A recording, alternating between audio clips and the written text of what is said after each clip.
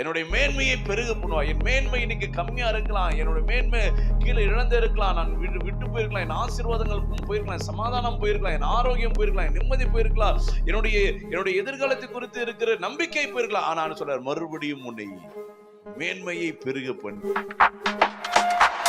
எதெல்லாம் பிசாசு கடந்த நாட்கள் உங்க வாழ்க்கையிலிருந்து பிடிங்கினானோ, எதெல்லாம் உங்க வாழ்க்கையிலிருந்து கடந்த நாட்கள்ல என்ன கதவெல்லாம் அடைக்கப்பட்டான்னு சொல்றாரு, அதெல்லாம் நான் திறந்து உன்னை மேன்மை. இதை விட இன்னும் அடுத்த கட்டத்துக்கு நகர்ந்து போகணும்னா, அடுத்த கட்ட ஆசீர்வாதத்துக்குள்ள நடந்து போனா, அடுத்த உயர்வுக்குள்ள, அடுத்த சித்தத்துக்குள்ள, தேவ திட்டத்துக்குள்ள நடந்து போனா இது போதாது. இதை விட ஒரு மேன்மை உனக்கு தேவை. கர்த்தர் எப்படிப்பட்டது தெரியுமா? நம்ம யாரெல்லாம் நம்மள வந்து ஒரு மட்டம் தட்டி நம்ம கீழே வைத்து நம்ம வாழ்க்கையில இப்படிலாம் அப்படின்னு சொல்லி கொண்டு ஆண்டவர் சொல்றாரு, அவர்கள் கண்களுக்கு முன்பாக மேன்மையை பெருக பண்ணி என்னை மறுபடியும் தேற்றுவீர். அல்லேலூயா. என் மேன்மையை பெருக பண்ணுவீர் அப்படின்னா 2 மடங்காக, அதை காட்டிலும் கடந்து வந்த நாட்களை காட்டிலும் கர்த்தர் இன்னுமாய் நம்மள என்ன பண்ணுவாரு, மேன்மைப்படுத்தி. அது மாத்திரமில்ல, வசனம் சொல்லுகிறது என்னை மறுபடியும் தேற்று. அப்படின்னா நம்ம கைவிடப்பட்டவர்களாய் நம்ம நினைத்துக் கொள்வோம். நிறைய நேரங்கள் நம்ம சோர்ந்து போயிருப்போம், நிறைய நேரங்கள் நம்ம கவலைப்பட்டு இருப்போம், நிறைய நேரத்தில் இந்த மாதத்தை குறித்து, கடந்த நாட்களை குறித்து வாழ்க்கையில பெரிய கேள்விகளும் வருத்தங்களும் சஞ்சலங்களும் வேதனை இருக்கும். ஆனா ஆண்டவர் சொல்றாரு, உன்னை மறுபடியும் தேற்றுவேன். அல்லேலூயா. மறுபடியும் நீ இழந்த ஸ்தானத்தை, மறுபடியும் இழந்து போன காரியத்தை நான் மறுபடியும் உனக்கு கொடுப்பேன். என்னுடைய மேன்மையை பெருக பண்ணுவார். என் மேன்மை இன்னைக்கு கம்மியா இருக்கலாம், என்னோட மேன்மை கீழே இழந்து இருக்கலாம், நான் விட்டு போயிருக்கலாம், என் ஆசீர்வாதங்கள் போயிருக்கலாம், என் சமாதானம் போயிருக்கலாம், என் ஆரோக்கியம் போயிருக்கலாம், என் நிம்மதி போயிருக்கலாம், என்னுடைய எதிர்காலத்தை குறித்து இருக்கிற நம்பிக்கை போயிருக்கலாம். ஆனா சொல்றார், மறுபடியும் உன்னை மேன்மையை பெருக பண்ணி. பாருங்க, யோசேப்பை தள்ளி விட்டு, அவருடைய சகோதரன் எல்லாம் தள்ளி விட்டு, அவனுடைய மேன்மையா இருந்த, அவனுடைய கலரா இருந்த அவனோட ட்ரெஸ் எல்லாம் உருவின பொழுது, அல்லேலூயா, அவனை ஒரு அடிமையாய் மாற்றின போது கர்த்தர் அவனை என்ன பண்ணாரு, மேன்மைப்படுத்தினார். அவன் மேன்மையை பெருக பண்ணி ராஜவஸ்திரத்தை கொடுத்து. அல்லேலூயா, ஆமென்.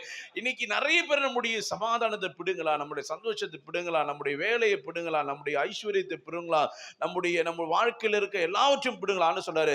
அவனுக்கு எதெல்லாம் பிடுங்கினானோ, சாதாரண ஒரு காரியத்தை பிடுங்கி இருக்கலாம், ஆனால் கர்த்தர் சொல்றாரு, அதை விட பல மடங்கு அதிகமான ஒரு மேன்மையை, உன் மேன்மையை பெருக பண்ணுகிற தேவன். நம்ம வாழ்க்கை நம்ம எடுத்து பார்த்தோம்னா, அநேக நேரங்கள்ல இந்த மேன்மையை குறித்து நம்ம பார்ப்போமா, நிறைய டிஃப்ரெண்டான நிறைய காரியங்கள் இருக்கும். அதை நீங்க யோசுவாவை எடுத்து பார்த்தீங்கன்னா கூட, யோசுவா நிறைய நேரங்கள்ல சோர்ந்து போயிருக்காரு. ஆனா ஸ்பெஷலா மோசே கூட இல்லாத பொழுது அவருடைய வாழ்க்கையில வந்து ஸ்ட்ரகிள் வந்து ஃபர்ஸ்ட் டைம் ஒரு விஷயத்தை ஃபேஸ் பண்றாரு. அவர் வாழ்க்கையில் நடக்காத ஒரு காரியம், அவர் வாழ்க்கையில் அனுபவிக்காத ஒரு காரியம், இந்த ஜனங்களை எப்படி தனியா நின்று எப்படி இந்த விஷயத்தை நம்ம ஜெயிப்போம், போராடுவோம் என்ற ஒரு பயங்கரமான ஒரு சூழ்நிலையில அந்த மனுஷன் எல்லாம் முறுமுறுத்து கொண்டு இவனுக்கு அகைன்ஸ்டா பேசும் பொழுது அதெல்லாம் காதல வாங்கி அதெல்லாம் கேட்கும் பொழுது அவனுக்குள்ள ஒரு சோர்வு.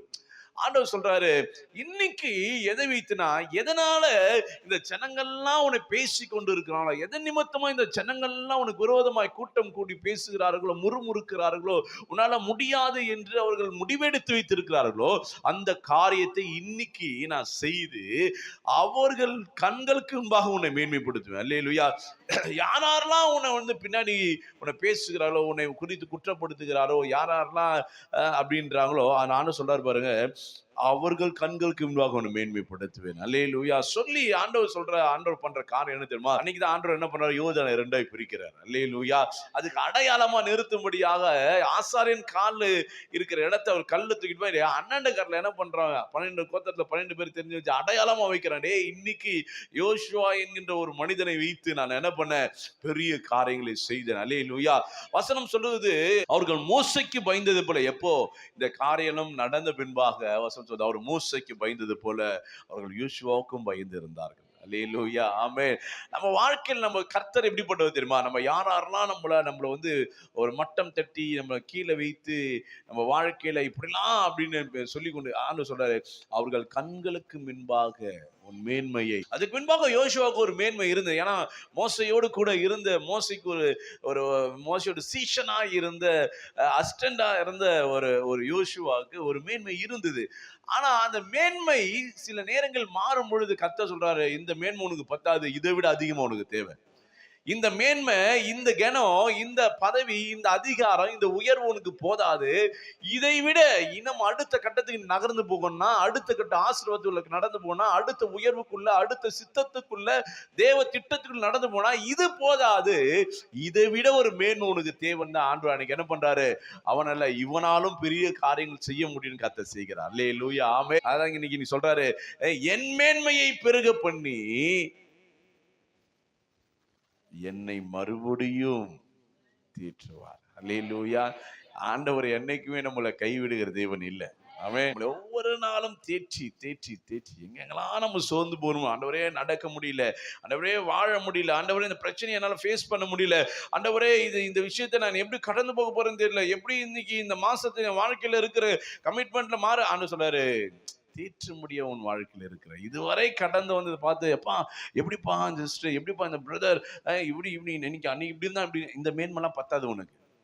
வருகிற நாட்கள்ல இந்த மேன்மை பத்தாது, இதை விட 2 மடங்கான மேன்மை கர்த்தர் கொடுப்பார். அல்லேலூயா. இந்த கனம் உனக்கு பத்தாது, இந்த ஆசீர்வாதம் பத்தாது, இந்த அபிஷேகம் பத்தாது, இந்த வல்லமை பத்தாது, இந்த அன்பு பத்தாது, இந்த ஐக்கியம் பத்தாது, இந்த உயர்வு பத்தாது அப்படின்ற ஆண்டவர் என்ன பண்றாரு, இல்ல உன்னை அதிகமா இன்னும் தேய்ச்சி எதெல்லாம் பிசாசு கடந்த நாட்கள் உங்க வாழ்க்கையிலிருந்து பிடிங்கினானோ, எதெல்லாம் உங்க வாழ்க்கையிலிருந்து கடந்த நாட்கள்ல என்ன கதவெல்லாம் அடைக்கப்பட்டான்னு சொல்றாரு, அதெல்லாம் நான் திறந்து உன்னை மேன்மைப்படுத்துறேன். நீ ஒன்னும் பண்ணாத, உன் மேன்மை பெருக பண்ணும்படியே நான் உன்னோடு கூட இருந்து, அல்லேலூயா, அவர் கூட வந்துட்டு வசனம் சொல்லிட்டு அவர் பயங்கரமாய் செய்வாராம். அல்லேலூயா, ஆமென், ஆமென். அவர் ஒவ்வொரு நாளும் நம்மளை தேற்றுகிறாருங்க. ஆமென். அதுதான் நம்ம புரிஞ்சுக்க மாட்டோம் நேரத்துல.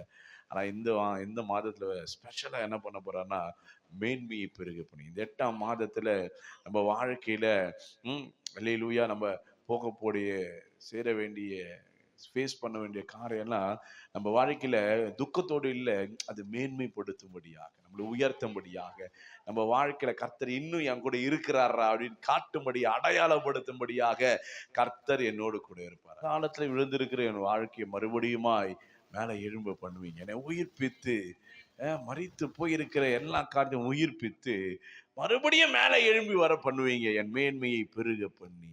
நான் சொல்றேன், இந்த மாதத்துல பிசாசு உங்க வாழ்க்கையில இருந்து எதெல்லாம் கொண்டு போனானோ, எதெல்லாம் உங்க வாழ்க்கையில இருந்து அவன் வஞ்சிக்கும்படியாய் சதி செய்து வைத்திருக்கிறானோ, எதெல்லாம் உன் வாழ்க்கையில துக்கப்படுத்தி கொண்டு இருக்கிறதோ, எதெல்லாம் உன் கவலைக்குரிய, கண்ணீருக்குரிய, காயத்துக்குரிய காரியமா இருக்கிற, எதெல்லாம் பிசாசு எந்த கதவுலாம் எந்த வழியெல்லாம் தடை செய்து உன்னை மோசம் போக்கி உன்னை வேறு வழியாய் அலக்கழித்து கொண்டு இருக்கிறானோ, அதெல்லாம் இன்னைக்கு திருப்பி விட்டு, எந்தெந்த மனிதர்கள்லாம் உனக்கு விரோதமாய் பேசுகிறார்களோ, எந்தெந்த மனிதர்கள்லாம் கூட்டங்குறாங்களோ, முடியாது, நடக்காது, கிடைக்காது, உயர முடியாது, உன் வாழ்க்கை உள்ளதான், நீ எப்படி வளர்ந்துற பார்க்கலாம் இப்படின்னு சொன்ன மனுஷன் முன்பாகலாம் கர்த்தர் என்ன பண்ணாருன்னா, சத்துரு முன்பாகலாம் நான் இருக்கேன்டா கூட அப்படின்னு அடையாளப்படுத்துறதுக்கு அவர்களை தலைகளை உயர்த்தி மேன்மைப்படுத்தணும். அது போல இந்த மாதத்துல உங்க வாழ்க்கையில எந்த சூழ்நிலை வந்திருக்கீங்கன்னு தெரியாது.